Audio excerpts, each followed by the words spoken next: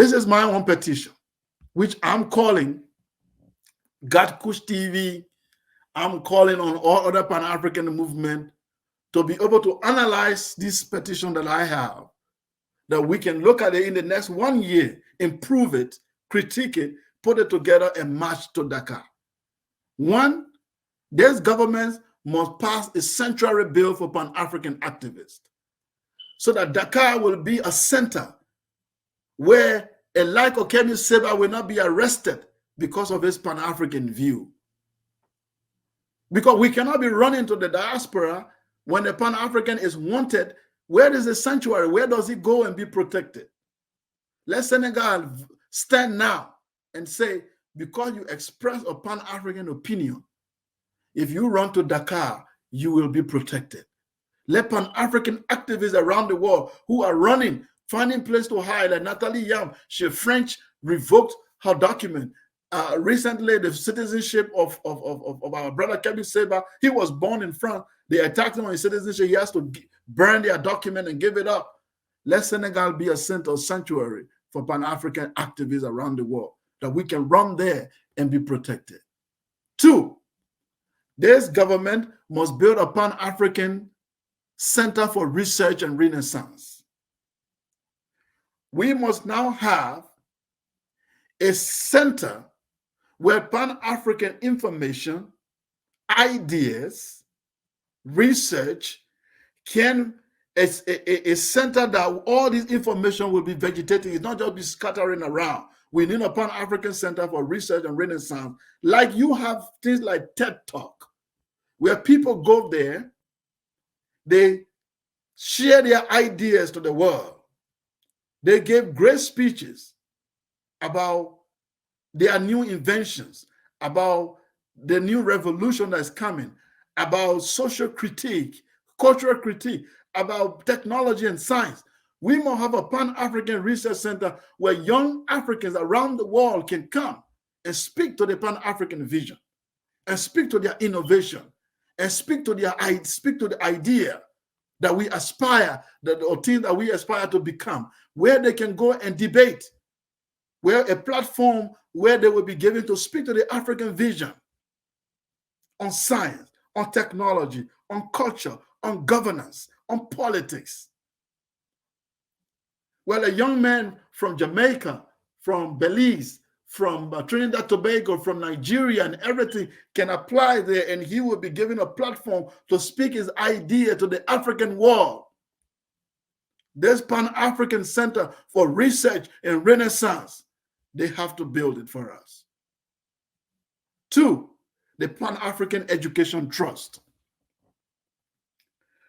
We know that all of these things demand financing, and who is going to finance it, but they are the government. They can set it up and begin to rally around for funding from Pan-African world, and people will chip in their $1. The Pan-African Education Trust. We need a center that will be responsible for the books we read in the Pan-African world. The decolonization of the education cannot happen through a colonial institution. We need an institution that is the watch eye of African literature, what books are spread to the African world. Who is creating our school curriculum?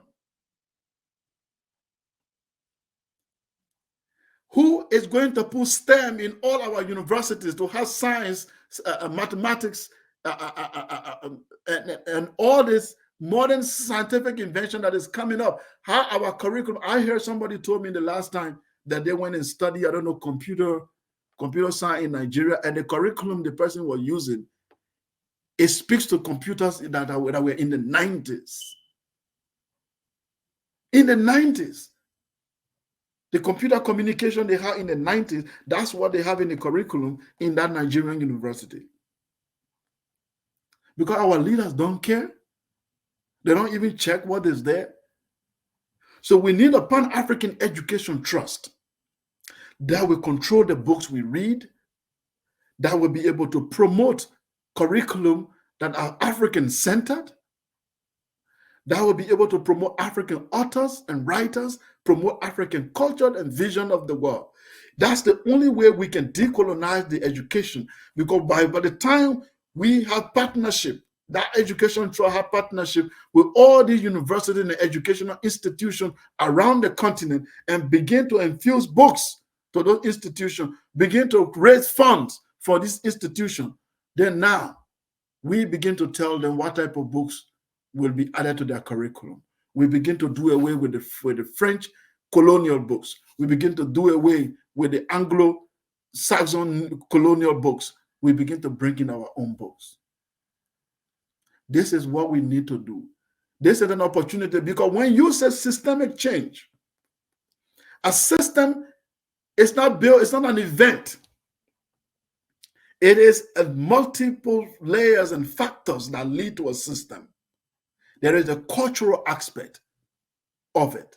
When you listen to Abdou Diouf, one of the presidents of Senegal, second president of Senegal, the man is completely French. In fact, after he left power, he became the leader of the Francophone. He called himself that his political philosophy is Francophonie, that he's proud to be the Francophonie of West Africa. These are people who saw themselves as French and not as African. So when the institution that produced those elites, if you think you can do a systemic change without first repairing the institution that will produce the next elite, then you are making a mistake. So these universities and colleges and schools, they are the one that will produce the next people that will be inaugurated as president after you leave. What education will those people receive? How will those people define Pan-Africanism? What will be their understanding of global economy and African sovereignty? What will be their understanding? Because as you are in power, your replacement is being prepared. So institutional reform will demand then we have institutions in place that will see to it those reform go on even when we are not there. The Pan-African Center, the Pan-African Education Trust, the Pan-African Center for Research and Renaissance, and the Central Bureau for Pan-African Activities. These are my proposals. They can be critiqued, they can be improved, they can be added upon, but I'm looking for 5 Pan-African organizations that will join me and good writers better than me to improve this idea. We put it into document and seek audience with Dakar and be able to go there and submit this document. Then we leave it to them to call us back to see how this thing will be implemented.